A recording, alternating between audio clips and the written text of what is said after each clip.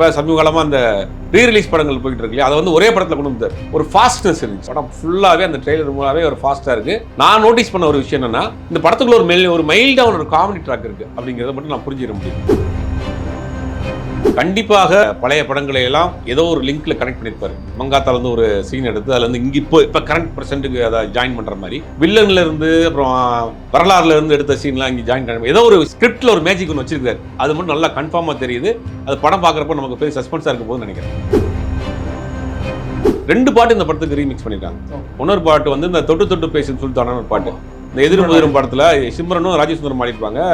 வித்யாசாகர் மியூசிக்ல புஷ்பசாமி பாடின பாட்டு ரீமிக்ஸ் பண்ணது மட்டும் இல்லாம அந்த பாட்டை வந்து அர்ஜுன் தாஸ் ஆடுறாரு. இதுக்கிடையில் அவர் ஒரு போட்டோ ஒன்று விட்டுருக்காரு. ரசிகர்கள் வந்து அதை வந்து கொண்டாடிட்டு இருக்காங்க. டிக்கெட்டு புக் பண்ண உடனே தீபாவளி பொங்கலுக்கு ட்ரெயின் டிக்கெட் விற்கிற மாதிரி ஆல்மோஸ்ட் எல்லாம் வந்துருச்சு. ஒரு 3 நாளைக்கு சென்னை மாதிரியான பெரிய சிட்டிஸ்க்கு டிக்கெட்டே கிடையாது. என்ன சொல்றாங்கன்னா, ரசிகர்களே மொத்தம் பல்கா டிக்கெட் புக் பண்ணிட்டாங்க. அதனால வந்து சர்வரே ஜாம் ஆகி போச்சு அப்படின்றாங்க.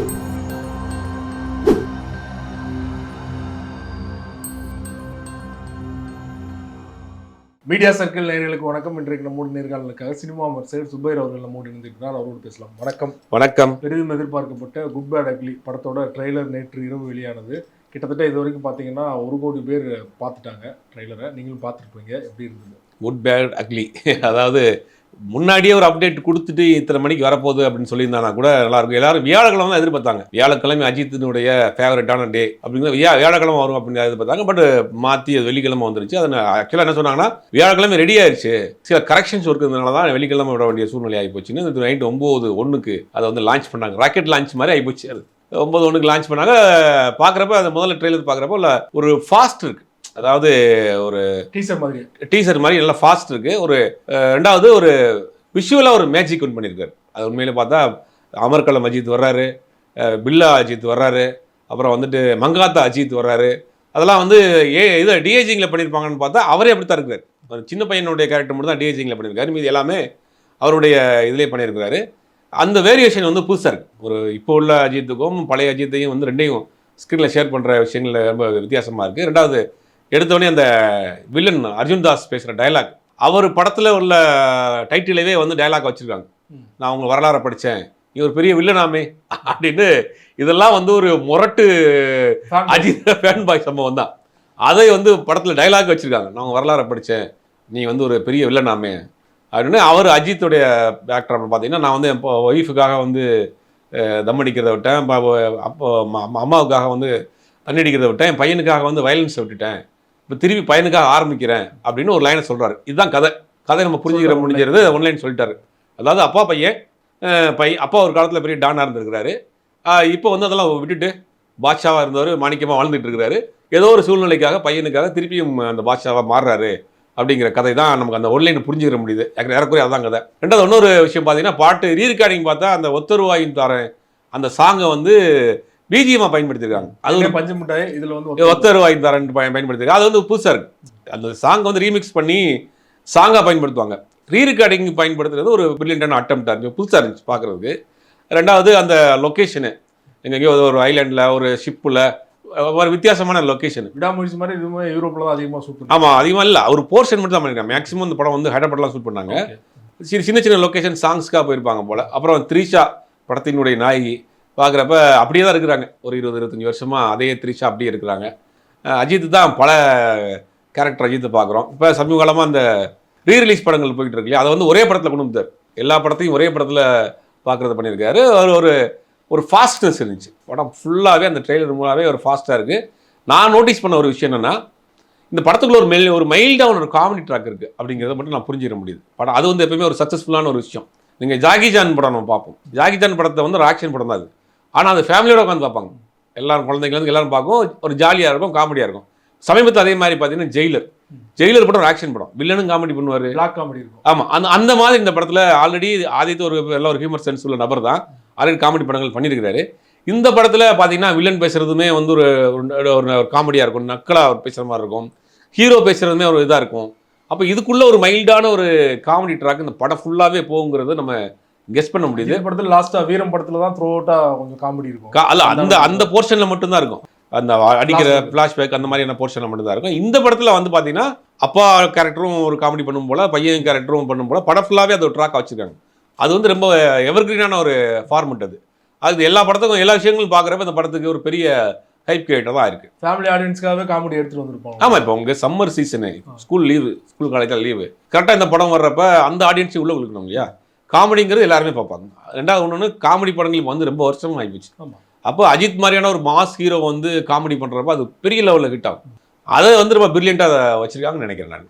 குறிப்பாக நீங்கள் த்ரிஷா பற்றி பேசுனீங்க. த்ரிஷா வந்து பார்த்தீங்கன்னா மங்காத்தா படத்தில் ஒரு ரெஃபரன்ஸ் வந்து சொல்லுவாங்க, எங்கள் அப்பாவை இவர் தான் வந்து காரில் விட்டு தள்ளி விட்டார் அப்படின்னு சொல்லிட்டு. வில்லனான அவருமே வந்து ஓப்பனிங் சீன்லேயே வந்து வரலாறு வில்லன்லாம் படங்கள்லாம் எடுத்து காட்டுவார்.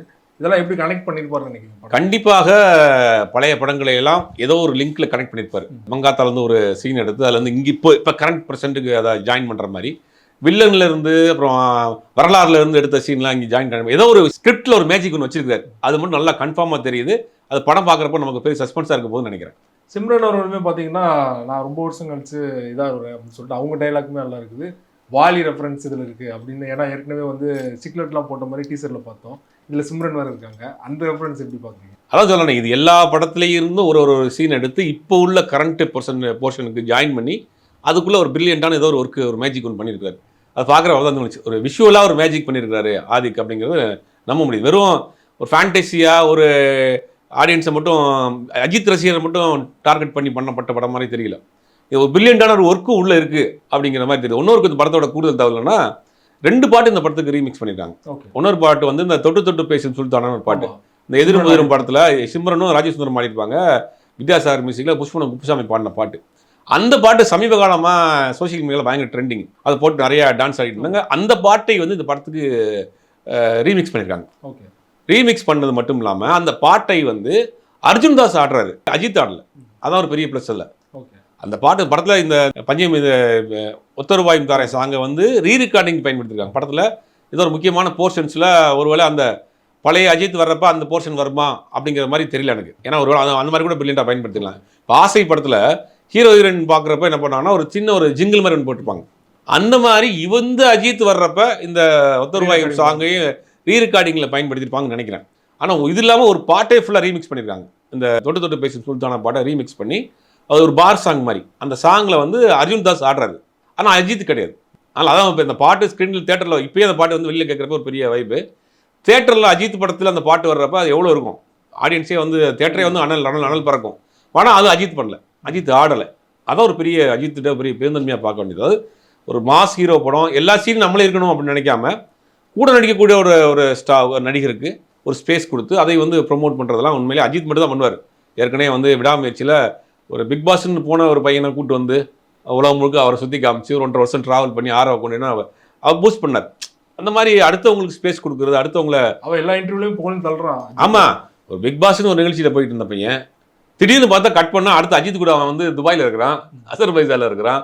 அவருக்கு 5 வருஷமா ஆள் அட்ரஸே இல்லை. ஆமாம், அப்படி இருந்த ஒரு ஆளை வந்து அஜித் மட்டும் தான் அந்த மாதிரியான ஆட்களை வந்து இது பண்ண முடியும். ஏற்கனவே பார்த்தீங்கன்னா அப்புக்குட்டி அடிச்சாப்ல, அப்புக்குட்டி அடிச்சப்ப அப்புக்குட்டியை வந்து விதமாக ட்ரெஸ் போட்டு காஸ்டியூம் போட்டு மேக்கப் போட்டு ஃபோட்டோலாம் எடுத்து அழகு வைப்பார். அஜித்துக்கு அது ஒரு ஹாபி, அடுத்தவங்களை வந்து சந்தோஷப்படுத்தி அதுலேயும் வந்து அது ஒரு நல்ல ஒரு விஷயம். அதை மாதிரி தான் இந்த அர்ஜுன் தாஸ்க்கு இந்த படத்தில் ஒரு ஸ்பேஸ் கொடுத்து நீங்கள் பண்ணுங்கள் அப்படின்னு அஜித் கொடுத்துருக்காரு. அதில் அந்த சாங் ஒரு பெரிய அளவில் பேசப்படும் அப்படிங்கிற மாதிரி தகவல் சொல்கிறாங்க. படம் ஆல்மோஸ்ட் இப்போ ரிலீஸுக்கு தயாராகிடுச்சு. 2 மணி நேரம் 20 நிமிஷம்னு சென்சார் கொடுத்துருக்கு. சென்சார் ஆஃபீஸர்ஸ் இந்த படத்தை பார்த்துட்டு நல்லா இருந்துட்டு இருக்காங்க. அதான் பெரிய முக்கியமான தகவலாக இருக்குது. படம் பார்த்துட்டு பட் எந்த கட்டுமே கிடையாது படத்தில். ஒரு ஆக்ஷன் படத்தில் கட்டு இருந்திருக்கும், பட் எந்த கட்டுமே இல்லாமல் அப்படியே வந்து கொடுத்துருக்காங்க. படம் பார்த்த சென்சார் போர்டு மெம்பர்ஸ் ஆஃபீஸர்ஸ்லாம் படம் நல்லா இருக்குது அப்படின்னு விஷ் பண்ணி சென்சார் சர்டிஃபிகேட் கொடுத்துருக்காங்க போல. அதுவே ஒரு பெரிய முதல்ல சக்ஸஸாக பார்க்கணும். ஏன்னா உங்களுக்கு இந்த மாதிரி சென்சார் ஆஃபீஸர்ஸ் மேக்ஸிமம் வந்து பஞ்சாயத்து அங்கே தான் நடக்கும். ஆனால் இந்த படத்தை வந்து விஷ் பண்ணி சென்சார் சர்டிஃபிகேட் கொடுத்துருக்காங்கிறது ஒரு பெரிய படத்துக்கு ஒரு நாளுக்கு நாள் இந்த படத்துக்கு ஒரு வைப் ஏறிட்டே தான் போகுது. என்ன இருந்தால் படத்துக்கு முன்னாடி அருண் விஜயும் பார்த்தீங்கன்னா ஒரு பெரிய வெற்றிக்காக போராடிட்டு இருந்தார். அப்பப்போ ஒரு படம் 2 படம் வெற்றி கொடுப்பாரு. நன்றாக நினைவு இருக்குது. அந்த படம் ரிலீஸ் அன்னைக்கு ஃபஸ்ட் டே வந்து ஃபஸ்ட் ஷோவில் வந்து காசி தேட்டரில் கண் கலங்கி ஒரு பேட்டி கொடுத்ததெல்லாம் பார்த்தோம். அஜித் தான் எனக்கு திரும்ப ரீஎன்ட்ரி கொடுத்துருக்காரு. அதே மாதிரி வந்து இவருமே பார்த்தீங்கன்னா அர்ஜுன் தாஸும் சில வெற்றி படங்கள் கொடுத்திருந்தாலுமே பெரிய அளவில் மக்கள் மத்தியில் போய் சேரல இல்லையா? அவருக்குமே அருண் விஜய் மாதிரி நடக்க வாய்ப்பு இருக்காங்க. கண்டிப்பாக வாய்ப்பு இருக்குது. ஆனால் அர்ஜுன் தாஸை பொறுத்த வரைக்கும் ஒரு யூனிக்கான ஆர்டிஸ்ட்டு, ஒரு வாய்ஸே ஒரு யூனிக்கான வாய்ஸு, நல்லா நடிக்கக்கூடிய நடிகர் தான். 2 படங்கள் 3 படங்கள் ஹீரோவும் நடித்தார். அது பெருசாக போகல. இந்த படத்திற்கு பிறகு அவர் ஹீரோவா திருப்பி ரவுண்ட் வருவார்னு நினைக்கிறேன். ஏன்னா ஈக்குவலான கேரக்டர் இருக்கு பார்க்குறப்ப. ஓப்பனிங் அந்த ட்ரெய்லரில் ஓப்பனிங் சீனே வந்து அவர் தான் இருக்காரு. ஒரு ஈக்குவல் 2 பேருக்கு ஒரு டான்னு அதை எதிர்த்து நிற்கக்கூடிய கேரக்டர், ஈக்குவலான கேரக்டராக இருக்குது. நிறைய சீன்ஸ் இருக்கும் படத்தில். அப்படிங்கும்போது அவர் ரவுண்டு திருப்பி ஆரம்பிப்பார்னு நினைக்கிறேன். பழைய அஜித் படங்களே பார்த்தீங்கன்னா ரீக்ரியேட் நிறையா பண்ணியிருக்காங்க. நேற்றே பார்த்தீங்கன்னா என்ன தமிழ் படமாக இருக்குது அப்படின்னு சொல்லிட்டு நிறைய பேர் விமர்சனம் பண்ணிட்டு இருந்தாங்க. ஜஸ்ட் ஒரு இடத்துல மிஸ் ஆனால் கூட வந்து ட்ரால் மெட்டீரியலாக கூட வாய்ப்பு இருக்கு இல்லையா? ஸோ அந்த மாதிரிலாம் இல்லை, அந்த மாதிரி வாய்ப்பே கிடையாது. ஏன்னா உங்களுக்கு வந்து அதை ரீக்ரியேஷன் பண்ணுறப்ப அதை வந்து சென்டிமெண்ட்டான விஷயங்கள் எடுத்து ரீக்ரியேஷன் பண்ணியிருந்தா உங்களுக்கு வந்து ட்ராலாக இருக்கும். ஓகே, இது எல்லாமே ஜாலியான மாசான விஷயம் தான். அதை நீங்கள் எப்போ போட்டாலும் பார்ப்பாங்க. அஜித் ஃபோட்டோவே 3 மணி நேரம் பார்க்கறதுக்கு அடி ஆள் இருக்கீங்க. அஜித் ஃபோட்டோ மட்டும் வந்தாலே போதும். இல்லைன்னா இந்த ட்ரெய்லரு இந்த விஷயங்கள்லாம் போயிட்டு இருக்கு. இதுக்கிடையில் அவர் ஒரு ஃபோட்டோ ஒன்று விட்டுருக்காரு, ஸ்லிம்மாக அவர் இன்செர்ட் பண்ணி. அந்த ஃபோட்டோ பார்த்து அது சோஷியல் மீடியாவில் அதை வச்சு பயங்கரமாக டீ கோடிங் பண்ணி ரசிகர்கள் வந்து அதை வந்து கொண்டாடிட்டு இருக்காங்க. அப்போ அஜித்தை எப்படி இருந்தாலும் பார்ப்பாங்க. அஜித்துடைய பழைய மாஸ் சீன்ஸு, மாசான ஒரு சில விஷயங்கள்லாம் திருப்பி கொண்டு வரப்போ அது படத்துக்கு மிகப்பெரிய ப்ளஸ்ஸாக தான் இருக்கும். நான் ஒரு பிரில்லியண்டான ஒர்க்காக பார்க்குறாரு. புக்கிங்குமே பார்த்தீங்கன்னா நேற்று ஓப்பன் பண்ணிட்டாங்க. ஓப்பன் பண்ணி கிட்டத்தட்ட 80% வந்து எல்லாமே புக்கிங் க்ளோஸ் ஆகிடுச்சு. இப்போ நான் பேசிட்டு இருக்கிறது எல்லாம் சோல்ட் அவுட் ஆயிடுச்சு. ஸோ அதை எப்படி பார்க்குறீங்க? இல்லை, உண்மையிலேயே வந்து பார்த்தா ஒரு இதை காட்டில் இன்னொரு சம்பவம். மெயினான நியூஸ் சேனல் எல்லாம் flash news, breaking news, trailer வந்துருச்சு. ட்ரெய்லர் வந்துருக்கு. எனக்கு ஆச்சரியம் போச்சு. என்னையா ஒரு முக்கியமான சேனலில் ஒரு படத்துக்கு நீங்கள் வந்து பிரேக்கிங் போடுறீங்க. ஒரு ஓப்பனிங் தலைப்பு செய்தியில் 3 கட்டுனா ஒரு கட்டு வந்து good bye lucky trailer release ஆயிருக்கு அப்படின்னு முக்கியமான மெயின் ஸ்ட்ரீம்லாம் பேச ஆரம்பிச்சிட்டாங்க. அப்போ இந்த படத்தை வந்து அஜித் ரசிகர்களை தாண்டி எல்லோரும் ஒரு ஈர்க்கப்படக்கூடிய ஒரு படமாக இருக்குது. அது எப்படின்னு எதுக்காக இந்த ஒரு அட்டென்ஷன் வந்துச்சுன்னு தெரியல. படத்துக்கு ஒரு பெரிய எதிர்பார்ப்பு இருக்குது. படம் டிக்கெட்டு புக் பண்ணோடனே இந்த தீபாவளி பொங்கலுக்கு ட்ரெயின் டிக்கெட் விற்ற மாதிரி ஆல்மோஸ்ட் எல்லாம் வந்துருச்சு. ஒரு 3 நாளைக்கு சென்னை மாதிரியான பெரிய சிட்டிஸில் டிக்கெட்டே கிடையாது. ரொம்ப எக்ஸீரியனான ஏரியாக்களில் தான் இருக்குது. அது என்ன சொல்கிறாங்கன்னா, டிக்கெட்டை வந்து பல்காக வந்து சில கம்பெனிஸ் கார்பரேட்ஸ் புக் பண்ணியிருக்காங்க. ஃப்ரெண்ட்ஸ் கொடுக்குறது, மற்ற ஆட்கள் கொடுக்குறது, பல்காக டிக்கெட்டு கொடுத்துருக்காங்க. அப்புறம் ரசிகர்களே மொத்தம் பல்காக டிக்கெட் புக் பண்ணிட்டாங்க. அதனால் வந்து சர்வரே ஜாம் ஆகி போச்சு அப்படின்றாங்க. டிக்கெட் புக்கிங் ஓப்பன் ஆனோடனே சர்வர் ஜாம் ஆகி போச்சு. சில தேட்டரில் தான் டிக்கெட் இருக்குது, அங்கங்கே சில தேட்டர்லாம் இருக்குது. அதுவும் நம்ம பேசிகிட்டு இருக்க நேரத்துலலாம் ஒரு 3 நாளைக்கு எடுத்து தீர்ந்துடும் நினைக்கிறேன். சண்டே வரைக்கும் பிரச்சனை இல்லை. கண்டிப்பாக வந்து ரசிகர்கள் வந்து ஹவுஸ்ஃபுல்லாக தான் இருக்கும். அது எல்லா படத்துக்கும், ஸ்டார் படத்துக்கும் நடக்கிறது தான். நான் மண்டேக்கு அப்புறம் என்ன நடக்கிறது அப்படிங்கிறது என்னது, இந்த படம் குடும்பங்கள் கொண்டாடும் வெற்றியாக கூட மாற வாய்ப்பு இருக்குது. கண்டிப்பாக வாய்ப்பு இருக்குது. ஏன்னா விடாமுயற்சியில் விட்டதை இதில் பிடிச்சிருவாங்கன்னு நினைக்கிறேன். ஓகே, ஏன்னா அது வந்து நான் ஏற்கனவே சொன்ன மாதிரி ஒரு காமெடி இருக்குது, ஒரு ஜாலியான ஒரு ஒரு ஆக்ஷன் இருக்குது, ஜாலியான ஒரு ஆக்ஷன் இருக்குது. அப்படிங்கும்போது ரெண்டாவது ரொம்ப நோட்டீஸ் பண்ண விஷயம் என்னன்னா, அது ரொம்ப ஆபாசமான காட்சியிலே இல்லை. அது உண்மையிலே பாராட்டக்கூடிய விஷயம். ஏன்னா இவர் முந்தைய படங்கள் இருக்கும், ஆதிக் படம். ஆமாம், ஆதிக் படங்கள்ல அது ஒரு பெரிய ட்ரிபிள். ஆதிக்குனாலே ஒரு பிராண்ட் இருந்துச்சு, இருட்டறையெல்லாம் நம்ம பார்த்துருக்கோம் இல்லையா? அந்த மாதிரி ஏதாவது ஒரு ஷாட்டு கூட இருக்குன்னா அஜித் அது ரொம்ப இதாக இருப்பார், கவனமாக இருப்பார். நம்ம ஆடியன்ஸ் வந்து ஃபேமிலியோடு பார்க்கக்கூடிய ஆடியன்ஸ், ரசிகர்கள் தனியாக இருந்தால் கூட குடும்பமாக வந்து பார்க்கக்கூடிய படம். அதில் வந்து பார்த்தீங்கன்னா ஒரு ஷாட்டு கூட அந்த மாதிரி தப்பாக இருக்குது. அந்த ஒரே ஒரு ஷாட்டு மட்டும் வந்து அது டான்ஸ் ஆடுற மாதிரி ஒரு சீக்வன்ஸ் இருக்கும். பட் அதுலேயுமே ரொம்ப ஆபாசமான இருக்காது. ஒரு பாசிங்கில் போயிடும். ஒரு வில்லன்ல கிளப் டான்ஸ் இருக்கும், அதுவே ரொம்ப ரீசெண்டாக இருக்குது. எல்லாரும் உட்காந்து பார்க்கக்கூடிய அளவுக்கு அசிங்கம் இல்லாமல் இருக்கும்.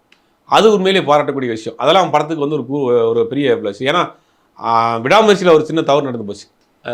அப்ராடில் சென்சார் பண்ணுறப்ப வாங்கிட்டாங்க, சர்டிஃபிகேட் போயிடுச்சு.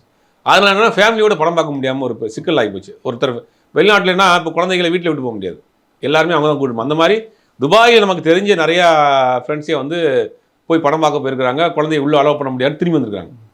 அந்த மாதிரிலாம் நடந்திருக்கு. ஆனால் அந்த மாதிரி இந்த விஷயங்கள் இந்த படத்தில் வந்துடக்கூடாது. ஆக்ஷன் படம் தான், பட் அதில் ரொம்ப வல்கரான ஆக்ஷனாக இருக்கக்கூடாது. அதுக்குள்ள ஒரு காமெடி, அதே மாதிரி ஆபாசமாகவும் இருந்துடக்கூடாது. கிளப் டான்ஸ் இருக்குது, அதில் வந்து ஒரு ரொமான்ஸ் இருக்கும், லவ் இருக்கும், எல்லாம் இருக்கும். பட் அதை வந்து ஒரு வல்கராக போயிடக்கூடாது, எல்லை மீறி போயிடக்கூடாதுங்கிறது ரொம்ப தெளிவாக பண்ணியிருக்காங்க. அதனால் என்னென்னா, திங்கட்கிழமைக்கு மேலே ஃபேமிலி ஆடியன்ஸ் வர்றதுக்கு ஒரு வாய்ப்பு இருக்குது. என்னென்னா இன்னொரு படம் கிடையாது. இப்போ வந்து சம்மர் ஹாலிடேஸ் லீவு அப்படிங்கும் போது ஒரு ஃபேமிலியாக ஒரு வீக் டேஸில் ஒரு படம் பார்க்கணுன்னா ஃபஸ்ட்டு ப்ரிஃபரன்ஸு குட் பை லக்கியாக தான் இருக்கும். ஏன்னா வேறு ஆப்ஷன் இல்லை, வேறு ஆப்ஷனும் கிடையாது. அடுத்த படம் அப்டேட் பற்றி எதாவது இருக்குதா அஜித் அவருடைய? ஏன்னா படம் ரிலீஸ் ஆனதுக்கப்புறம் தான் தெரியும். அடுத்த படம் இயக்குனர் 2-3 டேரக்டர்ஸை வந்து கமிட் பண்ணி வச்சிருக்காரு.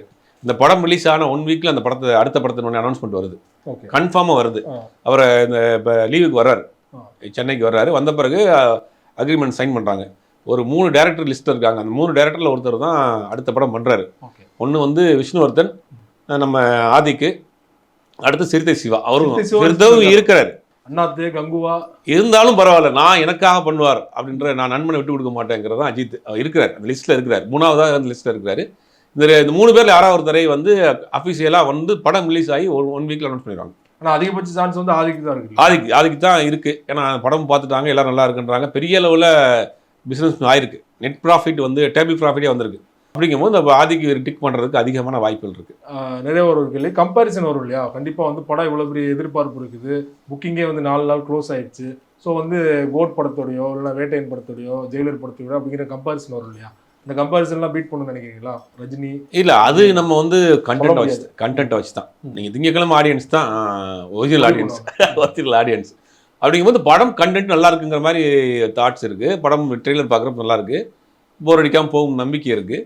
படம் ஓரளவுக்கு சுமாராக இருந்தாலே போதும், பெரிய கலெக்ஷன் படம் கொடுத்துரும். அதில் அந்த என்னென்னா, இந்த மாதிரி படத்துக்கு ஒரு 4 ஒரு பில்டப் சீனு, ஒரு 4 பாட்டு, ஒரு 3 ஃபைட்டு, அப்புறம் மாசான பஞ்ச் டயலாக்ஸ், இது இருந்தாலே போதும். பெருசாக நீங்கள் மெனக்கடவுலாம் வேணாம். அதுக்குள்ளே ஒரு சின்னதாக ஒரு காமெடி இருந்தாலே படம் வந்து சூப்பர் டூப்பர் ஹிட். அதெல்லாம் இந்த படத்துக்கு இருக்குன்னு 100% நம்பிக்கை இருக்குது. அதனால இந்த படம் பெரிய லெவலில் ஒரு கலெக்ஷனை கொடுக்கும் அப்படின்னு நம்புறது நம்ம வந்து ஜோசியை பார்க்க முடியாது. ஆனால் ஒரு பெரிய கலெக்ஷனை கொடுக்குங்கிறதுல மாற்றம். அஜித் படத்தில் பெரிய படம், அஜித் படங்கள்லேயே ஒரு பெரிய கலெக்ஷன் கொடுக்கும். குட் பேட் அக்லி ட்ரெய்லர் ரொம்ப பல விஷயங்கள் பகிர்ந்து.